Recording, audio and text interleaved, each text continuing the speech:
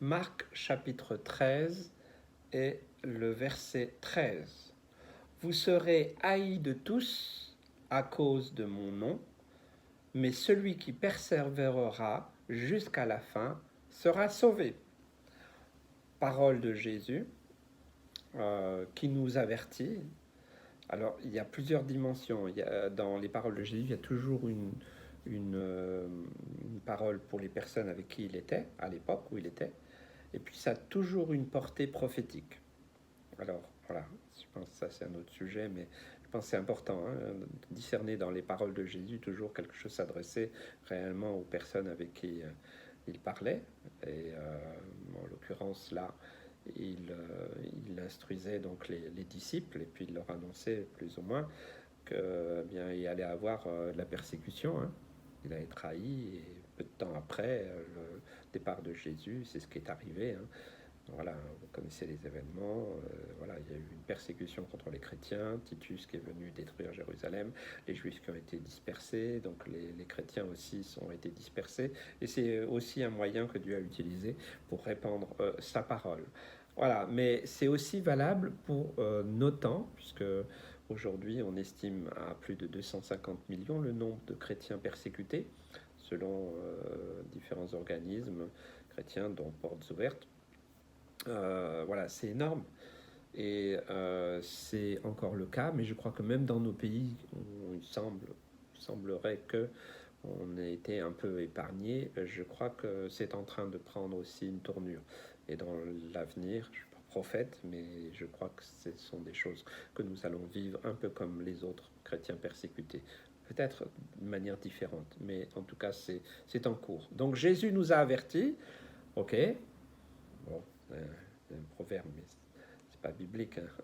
Un homme averti en vaut deux, mais quand même, on a été averti, vous serez aimés de tous. Si Jésus nous avait dit ça, je pense qu'il y aurait tous les habitants de la terre seraient des chrétiens.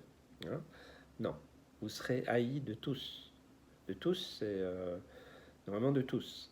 Euh, je lisais un article il y a peu de jours, vous savez ce qui s'est passé au Capitole aux États-Unis. Un adolescent a dénoncé son père pour avoir participé à ça. Ça paraît invraisemblable.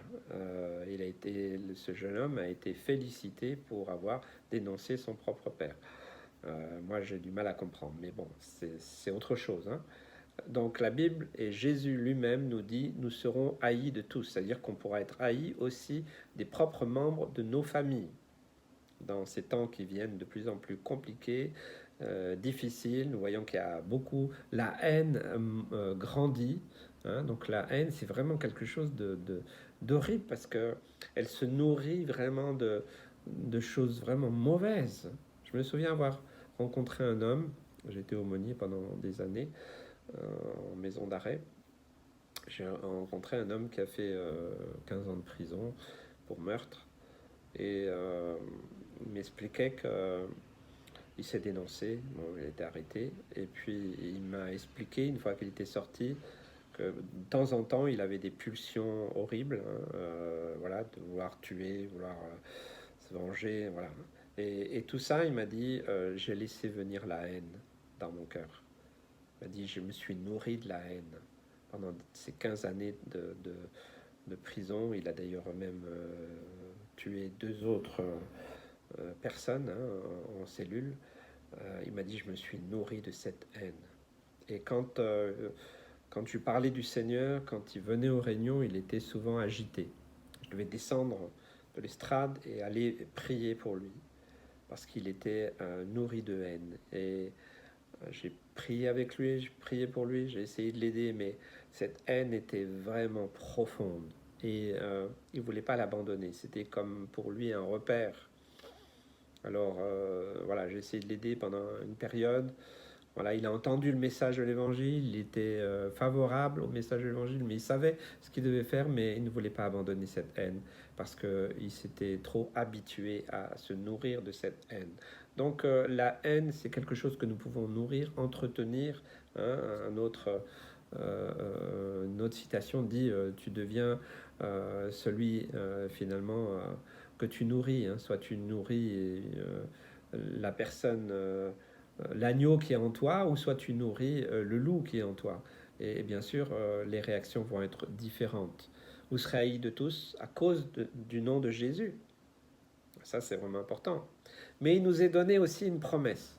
Celui qui persévérera, persévérera jusqu'à la fin. Jusqu'à la fin de quoi? De notre vie, jusqu'à la fin des temps, jusqu'à ce que Jésus revienne, peu importe, ça c'est, voilà, on va pas faire de prospective, jusqu'à la fin, notre fin. Si nous mourons, c'est la fin pour nous. Pour nous, c'est la fin du monde. Voilà, sera sauvé. Donc la persévérance, je crois que c'est quelque chose que nous devons vraiment prier, demander, Seigneur, donne-moi d'être persévérant. Pas dans la haine, mais Seigneur, même si je suis haï, même si je suis rejeté, même si je suis mis de côté, même si je suis torturé, même si on ne veut pas de ça, Seigneur, garde-nous de tout ça. Mais Seigneur, si je dois passer par là, Seigneur Jésus, donne-moi cette persévérance de croire, d'espérer en toi, de me confier en toi, jusqu'au bout, jusqu'à mon dernier souffle, jusqu'à ce que tu reviennes me chercher, jusqu'à ce que ce monde s'arrête, quand Dieu aura dit stop, peu importe quand, comment. Mais je crois que c'est vraiment une direction que Dieu nous donne, afin que sa parole s'accomplisse, que nous soyons sauvés. Il veut que tu sois sauvé, sois béni.